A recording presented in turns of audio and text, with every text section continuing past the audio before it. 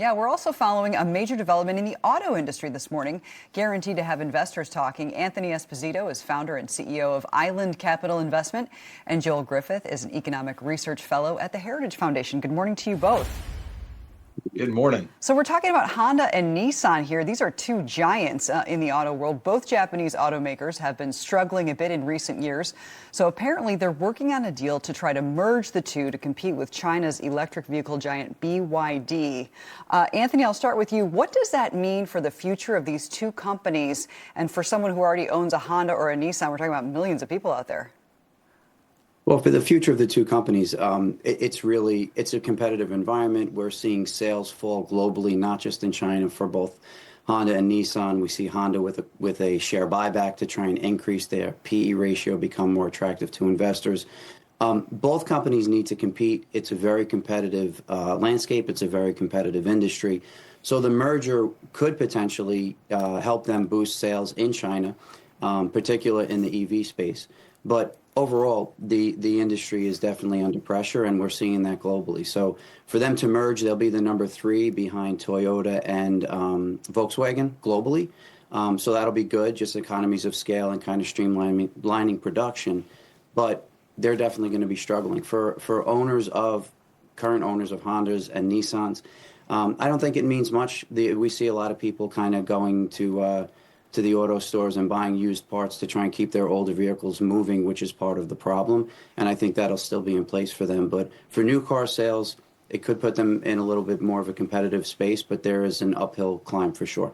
And is this merger, potential merger, really any real threat to the Chinese EV market, in your opinion, Joel? Oh, I think it very well could be. And this is a positive. We want to see our allies becoming more competitive with China. Of course, Japan is one of our strongest allies. We receive tens of billions of dollars of foreign direct investment from Japan every year. And Japan is producing nearly 3 million automobiles per year here in the United States. So I'm very pleased to see that this merger is likely to happen. It's going to be a fantastic counterweight to the Chinese Communist Party and so many of their state-sponsored enterprises. I think we should have more of this. And I think this also underscores the importance of other types of Japan investments here in the United States. We have that big steel merger right now with Nippon Steel that would bring in $140,000 per U.S. worker that's employed at U.S. Steel. And sadly, the Biden administration is trying to block this in their final days in office. Switching gears here, there's a major deadline that we're following. It's looming for people with condos in the state of Florida. All condo associations in that state have to complete their structural integrity studies by December 31st. So that deadline right around the corner. That's the plan for repairs and long-term maintenance on their buildings. This, of course, comes after that catastrophic collapse of the Surfside, Florida tower back in May of 2022. What happens if these building owners miss that deadline, Anthony? Potentially they could get an extension with the state. But this is a bigger problem. This is, it's kind of like it's not one issue, it's a pile up of issues. We've seen the Biden administration and poor top-down policy create a massive 40-year high spike in inflation. And some of those numbers are probably worse than they're reporting. We see the 10-year yield up at 4.5%, even though the Fed is cutting, which is leading to a spike and a continued elevation in the 30-year fixed rate. So home ownership in the country, in Florida in particular, with the influx of migrants within the country, U.S. citizens moving to the state during COVID and out of COVID, is a problem. They're going to need to give some extensions because people are just being crushed, whether it's inflation, whether it's the rate on their mortgage, whether it's property taxes and insurance. It's a heavy burden to bear, and everyone's feeling it. So understand they need to put forth some new regulations and make sure that safety is top priority, but they're going to need to extend this in some way, shape, or form. You're taking a live look at the New York Stock Exchange opening bell seconds away. These are the head coaches here from Nebraska and Boston College, which you're seeing live on your screen here in downtown Manhattan.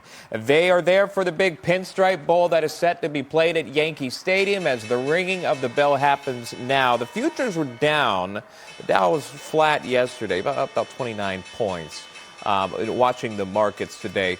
Just a reaction, if I can, from you, Joel, on the markets and how this is unfolding as we're gearing into 2025. Maybe some expectations here.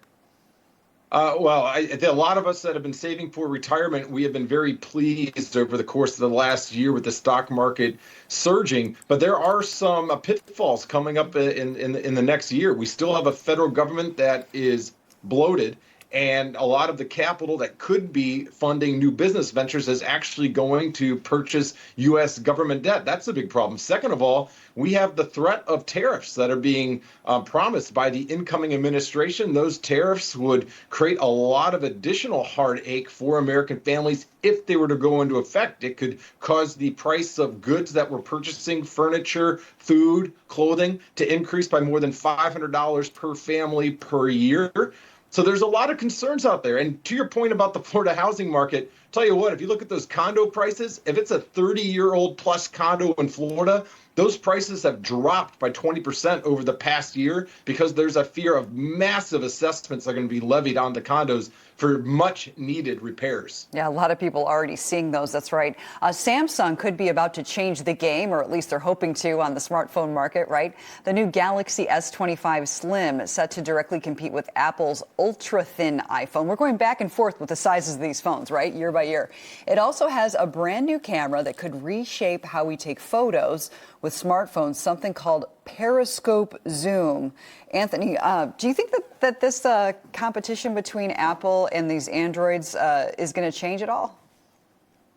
Well, first of all, the ringing of the bell is a great thing to see. I spent 17 years of my career on the floor of the stock exchange. So that was a great way to segue. Thank you. I think as far as Samsung, Apple goes, there's always new technology, and Samsung is trying to keep pace. But if you look at the performance and you look at sales, Apple's at all-time highs. Samsung is still at a 50% discount to its 2024 peak. I think that Samsung is doing a good job of moving forward with technology, but Apple has such a stronghold in the market and continues to grow. I'm no cult follower of either, but Apple is just such a gorilla in the room, and Samsung is struggling to keep up and to try and gain market share. Maybe it works, but I think Apple is just too big at this point. People are kind of ostracized when they have that green bubble. I don't know why that's so important, but nobody wants. That's what did it. They have this new RCS technology that they call it, where you can see if they're typing. But on iPhones, even with that technology where you can see when they're typing or if they read it, it's still green for the iPhone users. So they never moved into the blue bubble. Right. So you're still that friend, or you're still that one that turned your group chat all green, and it angers everyone, and Everybody you get gets bullied mad. back to iPhone. There is bullying. You're Joel, right. Yeah, Joel, and that's one of the things, right? So if you look at technology itself, I mean, these Samsung Galaxy phones, or really any of the recent Android phones, I'm a big tech guy, so I like to buy the new phones each and every year, but then I end up returning them and going back to my iPhone because of all the bullying. Love the iPhone. And it happens. This thing is so beat up, by the way. But Joel, that's the thing about it, right? The public perception, obviously, with the texting. But if you look at technology on the whole, I mean, this is pretty interesting of what Samsung's going to be able to do to make the super thin phone, then put this periscope lens, which many people say a lot of these Android phones have the better camera. What do you see for Samsung here? And remember that these markets go past North America. This is a global choice, if you will, iPhone or Android or Apple or Samsung, Joel.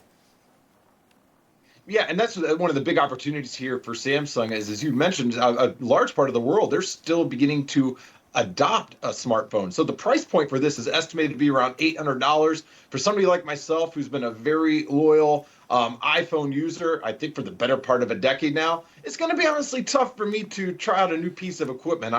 I'm very familiar with the Apple product, but $800 price point for a technology that appears to, in some ways, actually be a step above the current iPhones being used. This could lure some new adopters. And it's really the beauty of the free market. We hear a lot about big tech monopoly, but the fact is we have numerous competitors that are working to transform our lives in even better ways. This is just the latest example. All right, Anthony Esposito, Joel Griffith, thanks for being here. Thank you. Thank you. Happy New Year. Happy New Year. Happy New Year. Speaking of